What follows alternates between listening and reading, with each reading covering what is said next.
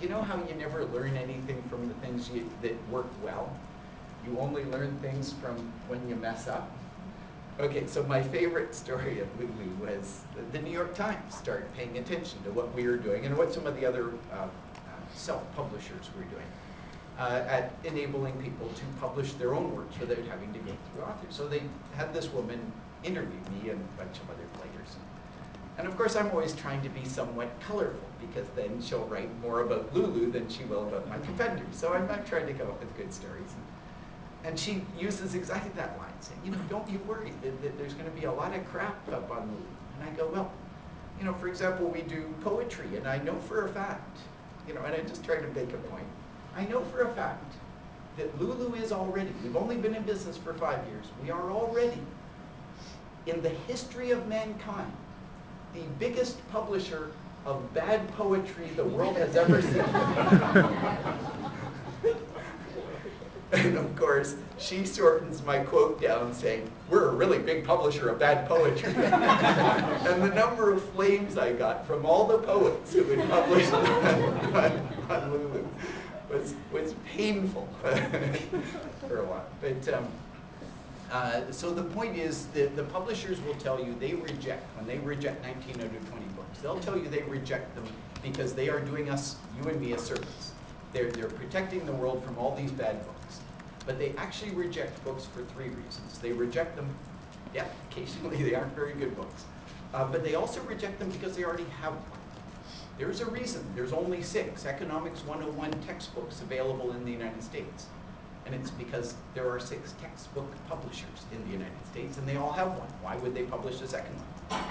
When you think about that one and the failure of the market, there has to be 10,000 people capable of publishing an Economics 101 textbook. There's clearly at least 1 million people who have to read the damn things. Why are there only 6? Why can't you get an Economics 101 textbook that's targeted at Raleigh, North Carolina? Why do you have to have an economics textbook that talks about California as much as it talks about, in fact, I doubt it even mentions Raleigh, North Carolina.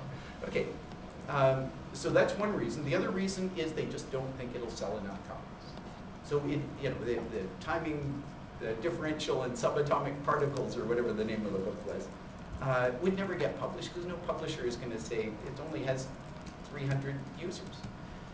But think of your tennis book in Raleigh. It might be a bestseller. You might be a really good writer. You might be able to sell several thousand copies. We have a guy in Singapore, Mr. Go, who has written a book on not e-commerce, not shopping cart systems, which O'Reilly and others might be interested in. He wrote his book on the Zencart shopping cart system, which is an open source system. A bunch of people use it on the internet.